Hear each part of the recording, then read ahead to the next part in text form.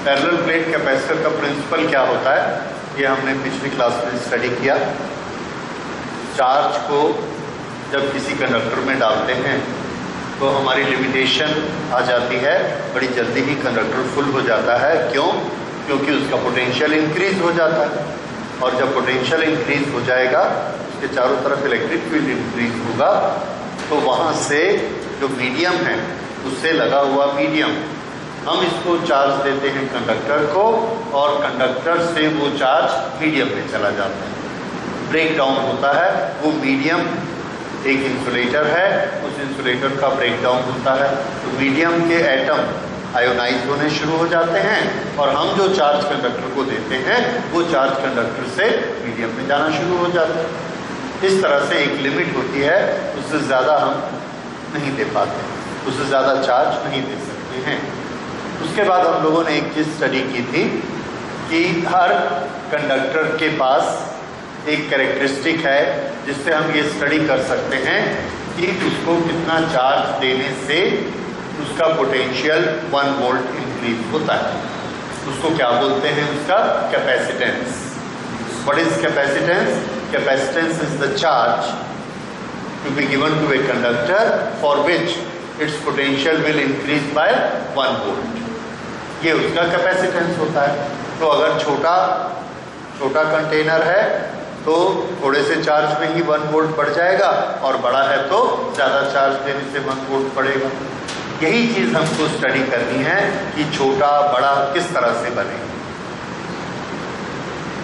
ज़्यादा चार्ज रखने के लिए हमने एक डिवाइस का इन्वेंशन किया, जो हमारा कंडक्टर है जिसमें हमने चार्ज रखना है।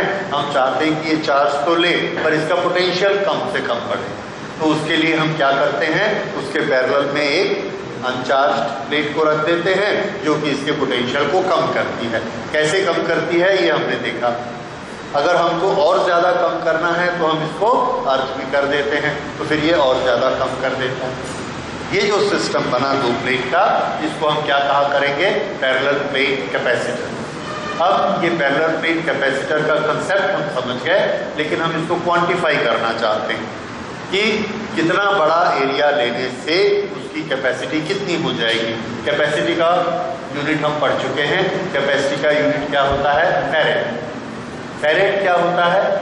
तो आंसर है कि फैरेड कोई भी ऐसा कैपेसिटर, कोई भी ऐसा कंडक्टर जिसको 1 कूलम चार्ज दें और उसका वोल्टेज 1 वोल्ट बढ़े। इतना बड़ा होना चाहिए कि 1 कूलम चार्ज देने से 1 वोल्ट उसका पोटेंशियल डिफरेंस बढ़ जाए, तो उसका कहेंगे कि उसकी कैपेसिटी, उसका कैपेसिटेंस कितना है? 1 फैरेड। 1 कूलम देने से 1 वोल्ट बढ़ जाए तो उसका कैपेसिटेंस 1 फैरेड होता है। अच्छा, किसी भी कैपेसिटर का कैपेसिटेंस कितना है, इसको हम कैसे निकालेंगे? तो इसको निकालने के लिए अब हम फॉर्मूला बनाना चाहते हैं, और ये फॉर्मूला उसकी ज्योमेट्री पे डिपेंड करता है। ज्योमेट्री पे किस तरह से डिपेंड करता है कि 2 प्लेट हमने आमने सामने रखी। ये जो 2 प्लेट आमने सामने रखी, ये इन दोनों का एरिया A है, तो एक प्लेट हमने यहाँ पे रखी, दूसरी प्लेट यहाँ रखी, इन दोनों का एरिया A है, और इन दोनों के बीच हमने एक डिस्टेंस मेंटेन किया, दैट डिस्टेंस इज D। इसका हमने कैपेसिटर बनाया। कैपेसिटर बनाने के लिए एक को हम चार्ज देंगे और दूसरे को अर्थ कर देंगे, ये कैपेसिटर बन गया। कैपेसिटर ऐसा बनाने के बाद हमने इसको चार्ज दिया, तो इसको हमने जितना चार्ज दिया उसकी कैलकुलेशन है Q। अगर हम इसको +Q चार्ज देते हैं तो इंडक्शन के कारण इसमें कितना चार्ज आ जाएगा? तो आंसर है इसमें इंडक्शन के कारण -Q चार्ज आ जाएगा। -Q चार्ज इसमें आ गया, इसको +Q दिया और इसको -Q आ गया इंडक्शन से। इसका +Q कहाँ गया? अर्थ में चला गया, इससे रिपेल होके। माइनस क्यों नहीं गया? क्योंकि माइनस को इसने अपनी तरफ खींच के रखा हुआ है। Minus has become the bound charge. अच्छा, अब ये दोनों पैरेलल प्लेट हैं, प्लस से माइनस, प्लस से माइनस, प्लस से माइनस। यहाँ एक इलेक्ट्रिक फील्ड सेटअप हो जाता है। क्यों? कोई भी चार्ज अपने चारों तरफ इलेक्ट्रिक फील्ड बनाता है। इलेक्ट्रिक फील्ड लाइंस से हम उसको रिप्रेजेंट करते हैं। इलेक्ट्रिक फील्ड लाइंस कहाँ से स्टार्ट होती हैं? तो आंसर है electric field lines positive charge से स्टार्ट होती हैं और नेगेटिव में टर्मिनेट होती हैं। तो यहाँ पर इस तरह से इलेक्ट्रिक फील्ड क्रिएट हो गया। ये जो इलेक्ट्रिक फील्ड क्रिएट हुआ है, इसका मेजरमेंट कितना होगा? इसका मेजरमेंट क्यों करना चाहते हैं हम मेजरमेंट? तो इसके लिए मैं आपको पहले बताता हूं कि हमने करना क्या है, हमारा टारगेट क्या है। उस टारगेट को लेके फिर आपको समझ में आएगा कि हम जो भी एक्शन कर रहे हैं क्यों कर रहे हैं। हमारा टारगेट है कैपेसिटेंस निकालना, और कैपेसिटेंस का हमारे पास फॉर्मूला क्या है? Q upon V। इस Q अपॉन V में हम ज्योमेट्रिकल टर्म्स डालना चाहते हैं, यानी लंबाई, चौड़ाई, मोटाई, ये चीजें हम इसमें डालना चाहते हैं। क्यों? क्योंकि हमारे पास कैपेसिटर का एरिया है, उसके बीच का डिस्टेंस है, उसका वॉल्यूम है, ये सारे फिगर हमारे पास हैं। उससे हम जानना चाहते हैं कि इसको देखें और देख के हम पता लगा लेंगे इसका कैपेसिटेंस कितना। ओके, तो Q और V इन दोनों में लेंथ, विड्थ, एरिया, वॉल्यूम, कौन सी चीज के बारे में हम जानते हैं? तो Q के बारे में हम जानते हैं कि अगर चार्ज डेंसिटी सिग्मा है तो Q क्या इक्वेशन क्या होता है? Q is equal to sigma into A. फिर से सिग्मा क्या चीज है? Charge per unit area. पढ़ा है आप लोगों ने? कुछ याद आया? किसी सरफेस एरिया पे जब हम चार्ज देते हैं तो किस लैंग्वेज को यूज करते हैं? चार्ज पर यूनिट एरिया या areal charge density which is sigma. So Q किसके बराबर होता है? सिग्मा इंटू ए। इससे ये क्या इन्वॉल्व हो गया इसमें? एरिया। तो हम Q को ऐसा बदलना चाहेंगे। इसी तरह से V का कोई ऐसा फॉर्मूला बताइए जिसमें डिस्टेंस आता हो, dr आता हो। Yes, V dV is equal to E into dr। dr distance, distance को भले d लिखो, x लिखो, r लिखो, कुछ भी लिखो। देखिए V होता किसके बराबर है? V is equal to electric field into distance. ये डिस्टेंस भी आ गया, ये डिस्टेंस। इस डिस्टेंस को हम लाना चाहते हैं, इस एरिया को हम लाना चाहते हैं। इसलिए कैपेसिटेंस निकालने के लिए जो Q अपॉन V है, इसको हम किसमें कन्वर्ट कर देंगे? ये। तो इसमें ये भी आ जाएगा, ये भी आ जाएगा। अच्छा, हमको इसकी ज्योमेट्री से मतलब है, एरिया से मतलब है और डिस्टेंस से मतलब है। ये हमको नहीं चाहिए। अगर हमको ये नहीं चाहिए तो हम चाहेंगे कैंसिल हो जाए। E का कोई ऐसा फॉर्मूला है जिसमें सिग्मा आता हो? कौन सा? Sigma del A upon I square. और छोटा करो। देखिए मैं आपको याद दिलाता हूँ, गॉस थ्योरम में हम लोगों ने एक दिन ये वाला डेरिवेशन किया था। If there are two plates sigma sigma, what is the electric field between and what is the electric field outside. अगर एक प्लस है और एक माइनस है तो इसके बीच में इलेक्ट्रिक फील्ड कितना होता है? इसके बाहर में कितना, इसके बाहर में कितना। उस दिन मैंने आपसे कहा था मैं इसको पूछूंगा, याद रखिएगा। Very good. अंदर में कितना होता है? सिग्मा अपॉन एप्सिलॉन नॉट, और बाहर में कितना होता है? 0। तो E is equal to sigma upon epsilon naught. समझ में आया? ये हम पहले कर चुके हैं, इसकी आज हमको जरूरत पड़ेगी यहां पर। तो अगर हम इस E को सिग्मा अपॉन एप्सिलॉन नॉट लिख दें, इसमें भी क्या आ रहा है? सिग्मा। इसमें भी क्या आ रहा है? Sigma.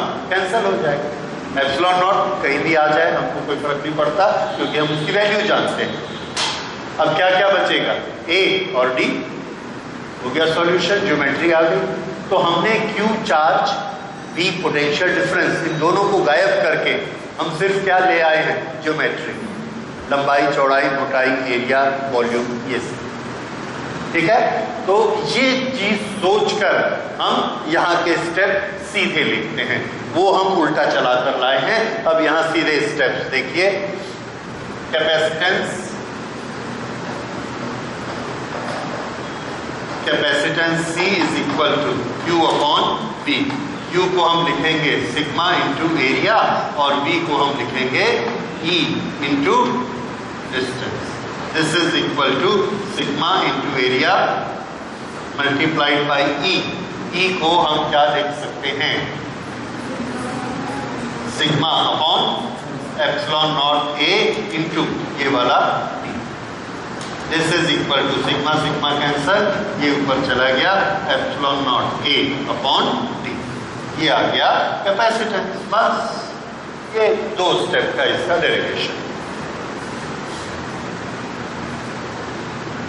So this is capacitance, and capacitance is equal to epsilon naught A upon D.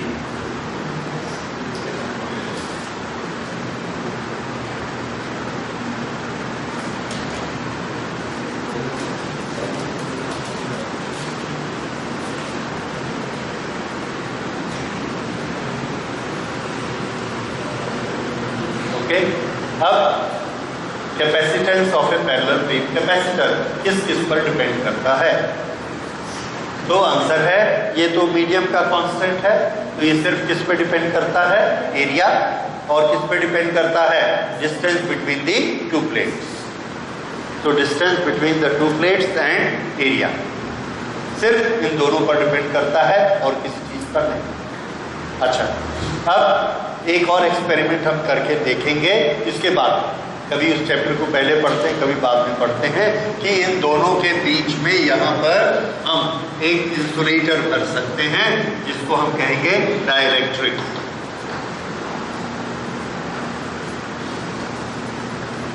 जब हम यहाँ डाइलेक्ट्रिक को डालते हैं तो इसका इलेक्ट्रिक फील्ड वीक हो जाता है, इलेक्ट्रिक फील्ड वीक हो जाता है, क्योंकि डाइलेक्ट्रिक एक उल्टा इलेक्ट्रिक फील्ड बनाता है। कैसे बनाता है, डाइलेक्ट्रिक के चैप्टर में पढ़ेंगे। तो अगर यहाँ पर इलेक्ट्रिक फील्ड 100 है और हमने डाइलेक्ट्रिक डाला तो डाइलेक्ट्रिक ने उल्टा इलेक्ट्रिक फील्ड बना दिया 80। पहले 100 था, इससे इसने कितना बना दिया 80, तो नेट कितना बचा यहाँ पे 20। 100 में से 80 बैलेंस हो गया, बाकी बचा 20। तो पहले 100 था, अभी 20 रह गया। कितने गुना कम हो गया, 5 टाइम्स। ये जो 5 है ये उस पर्टिकुलर डाइलेक्ट्रिक के कारण कम हुआ 5 गुना। हो सकता है हम कोई दूसरा डाइलेक्ट्रिक लाते तो ये इलेक्ट्रिक फील्ड 10 गुना कम हो जाता। तो हम ये कहते कि उस डाइलेक्ट्रिक का डाइलेक्ट्रिक कांस्टेंट 10, ये वाले डाइलेक्ट्रिक का 5 है, किसी डाइलेक्ट्रिक का 2 है, किसी डाइलेक्ट्रिक का 20 है। हर डाइलेक्ट्रिक का एक डाइलेक्ट्रिक कांस्टेंट होता है जो क्या बताता है, उसका इलेक्ट्रिक फील्ड कितने गुना कम हो जाएगा।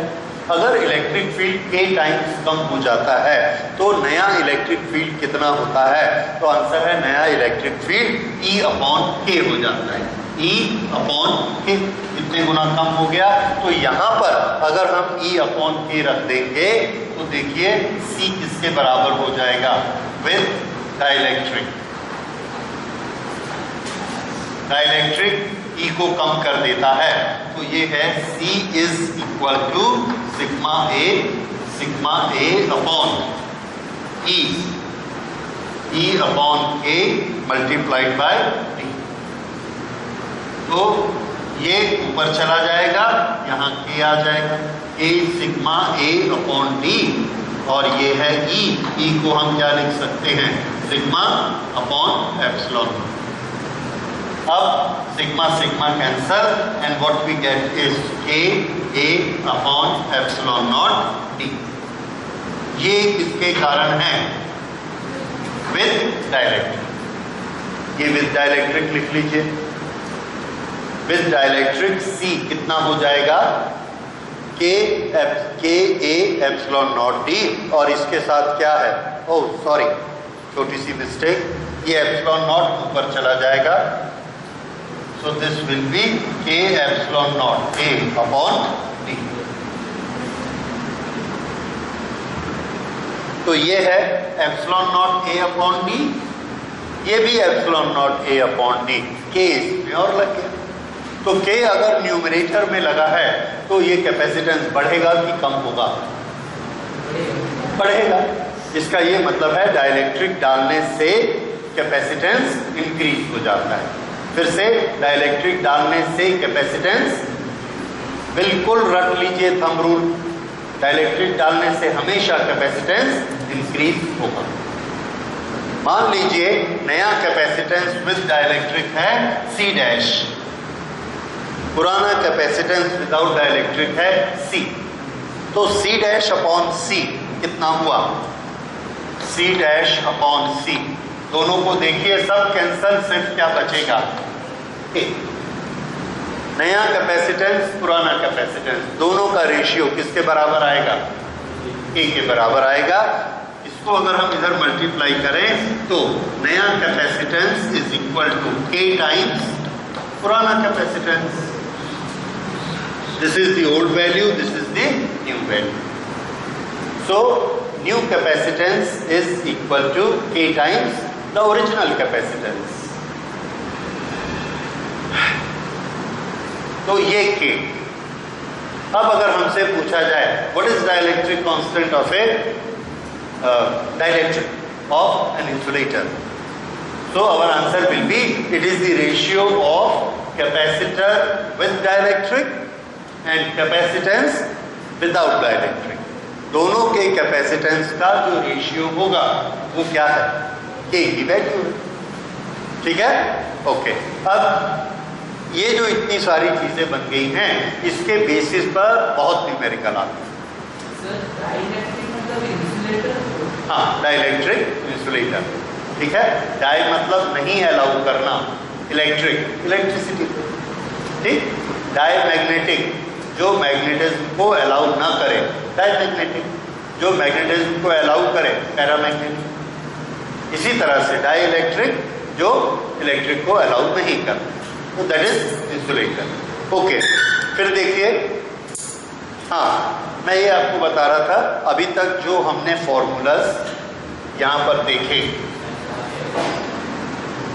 एक तो बेसिक हमारा fundamental C Q upon V, दूसरा हमने यहाँ पे देखा C is equal to epsilon naught A upon D।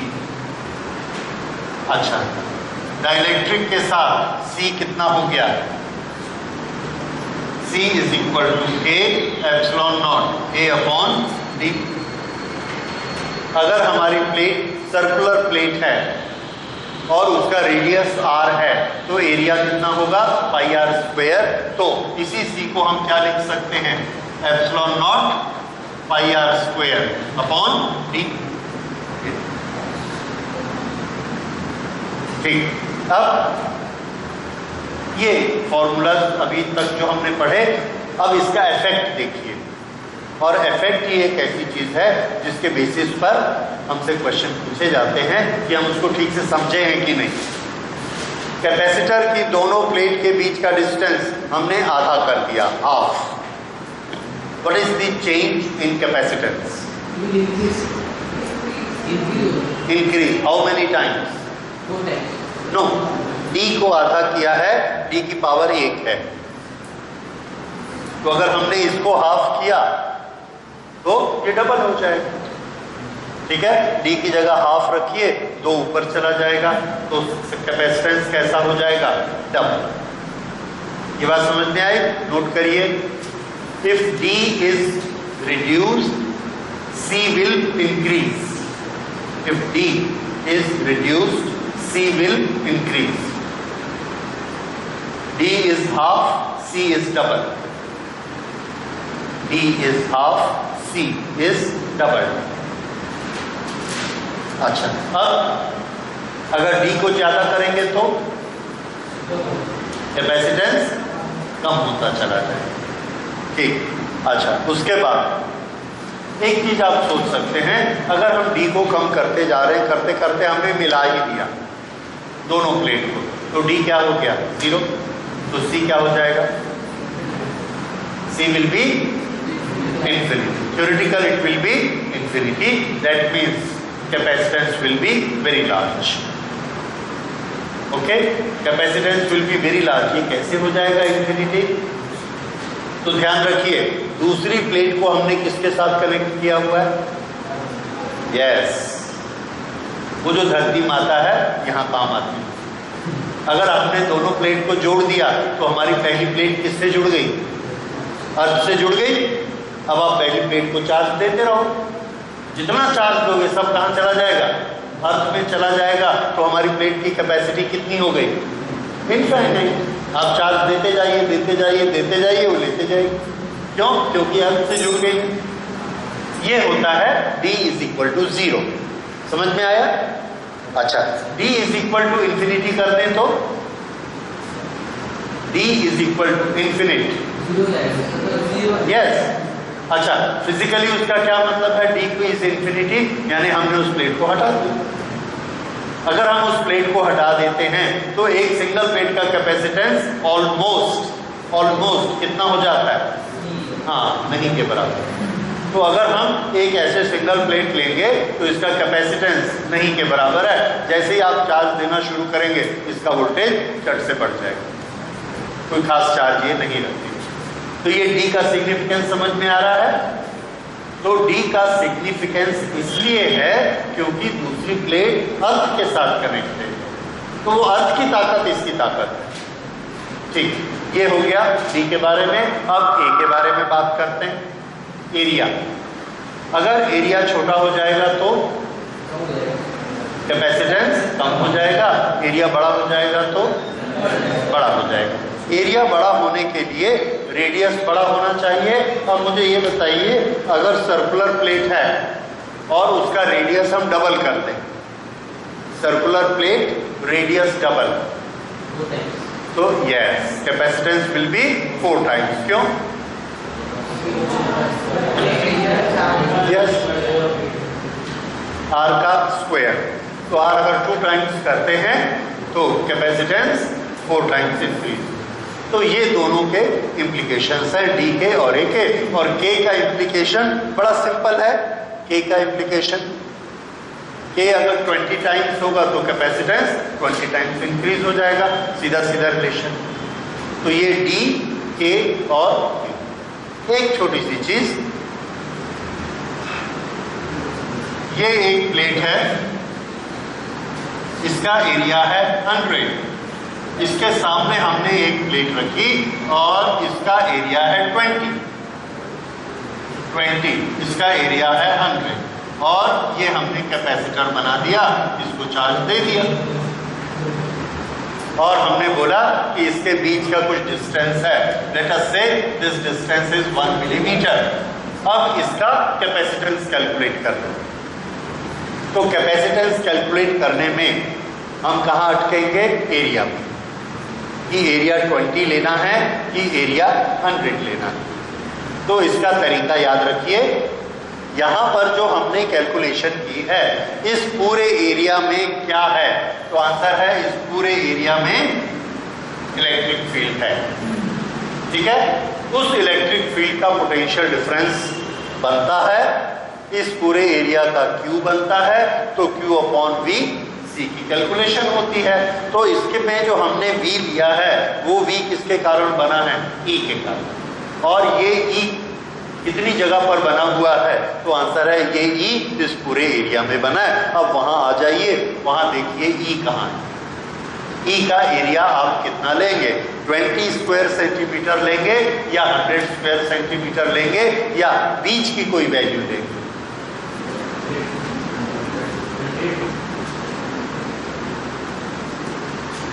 Okay, इसमें याद रखिए इंडक्शन को थोड़ा बारीकी से सोचिए। जो हमारे पास 20 प्लस हैं, उन्होंने 20 माइनस को खींचना है। किधर खींचेंगे वो? नॉर्मल डायरेक्शन से कि टेढ़ी डायरेक्शन? नॉर्मल डायरेक्शन से। ये बड़ा सिंपल लॉजिक है। यही लॉजिक हमने भी लगाया कि ये वाला जो प्लस है वो यहाँ माइनस को क्यों खींचेगा? वो यहाँ माइनस को खींचेगा। ये सबसे छोटा रास्ता। इसने ये यहाँ इलेक्ट्रिक फील्ड बनाया, माइनस जो इधर था यहाँ आ गया, इधर था यहाँ आ गया, तो इससे सबसे नजदीक ये जगह पड़ती है, इसलिए इधर उधर जैसे यहाँ पर हमने प्लस रखा, यहाँ प्लस रखा, तो ये क्या करेगा, वो माइनस को खींचता है, लेकिन ये रास्ता सबसे छोटा है तो वो माइनस खिसक के यहाँ आ जाएगा, यहाँ आके रुक जाएगा, यहाँ से ये खींचेगा इसे, क्योंकि यहाँ पर फोर्स सबसे ज्यादा होता है। तो यहाँ पर अगर हमने लगाया तो ये इसको खींचेगा, इसको नहीं। तो इलेक्ट्रिक फील्ड लाइन सरफेस पर कैसी होती है, इलेक्ट्रिक फील्ड लाइन सरफेस पर कितना एंगल बनाती है, 90। तो इसलिए ये कितना बनाएगी, 90। ये भी कितना बनाएगी, 90। इसलिए ये लाइन कैसी होगी, स्ट्रेट। ये भी स्ट्रेट, ये भी स्ट्रेट, ये भी स्ट्रेट, ये भी स्ट्रेट। यहाँ पर लाइन नहीं है, यहाँ भी लाइन नहीं है। अब effective area of electric field कितना है, 20, 100 या बीच का कोई नंबर, 20। कितना आया इफेक्टिव एरिया, 20। यानी जिस एरिया में इलेक्ट्रिक फील्ड है वो एरिया कितना है, 20, या वो एरिया है जो छोटी प्लेट का एरिया है।